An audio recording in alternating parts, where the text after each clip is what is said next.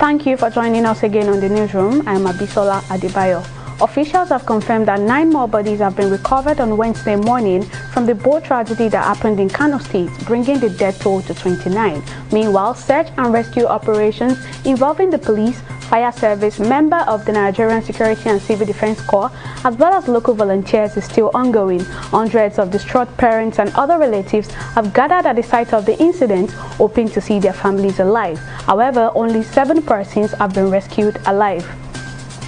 The Lagos State government says it accepts the recommendation of the Judicial Panel of Inquiry to declare October 20th as a toll-free day as long as the Lekki toll gate exists. A white paper committee was set up by Governor Babajide Sanwo-Olu following the submission of the Judicial Panel's report. The panel had on November 15 submitted 2 reports to the governor, one on police brutality cases in the state and another on the Lekki incident. Meanwhile, according to the white paper released, the state government also accepted the recommendation of the panel to establish a peace park as a reminder of peaceful protests in the state. A new report by the United Nations Children's Fund, UNICEF, has shown that at least 1 child globally was infected by the human immunodeficiency virus HIV every 2 minutes in 2020.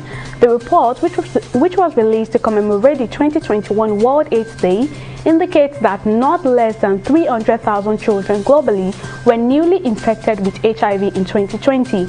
It also shows that 120,000 children died from AIDS-related causes during the same period. According to the report, 2 in 5 children living with HIV worldwide do not know their status, and just over half of children with HIV are receiving antiretroviral treatment. The federal government has commenced the enforcement of mandatory vaccination against COVID-19 at the Federal Secretariat. On Wednesday morning, security men manned the main entrance to the Federal Secretariat, where they demanded either a vaccination card or evidence of negative PCR test before allowing the civil servant enter the Secretariat. However, a vaccination stand has been set up under a canopy close to the Secretariat for those interested in getting the jabs.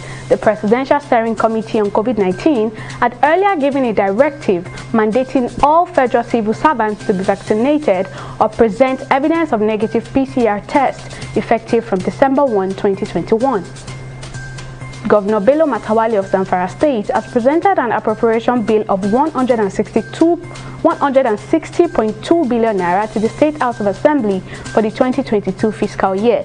According to the governor, the 2022 proposed budget is made to be higher than that of the revised budget of 117 billion naira by 36% to address the huge socioeconomic problems facing the state, such as insecurity, poverty, unemployment, and the desired capital project.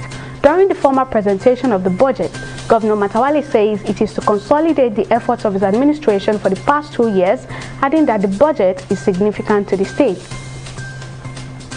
Burkina Faso has announced details of a major regional security operation launched with Ghana, Ivory Coast, and Togo last week. Burkinabe Defense Minister Maxime Kone, in a televised announcement on Tuesday, explained that the aim of the operation was to stem the jihadist insurgencies ravaging parts of West Africa. He further revealed that almost 6,000 troops had been deployed in the 4 countries' borderland, arresting 300 persons, seizing vehicles, weapons, ammunition, and drugs. The Nigerian Basketball Federation (NBBF) has congratulated the Tigers for starting their 2022 FIBA World Cup on a strong note after picking 2 victories in 3 matches. The team sits comfortably atop Group A ahead of the next round of games coming up by June 2022 after winning 5 points from a possible 6 and a superior point difference. The immediate past caretaker chairman of the NBBF, Musa Kida, described the team's performance as inspiring despite peculiar circumstances surrounding the federation's election as well as FIBA's stance over Nigeria's participation at the qualifiers.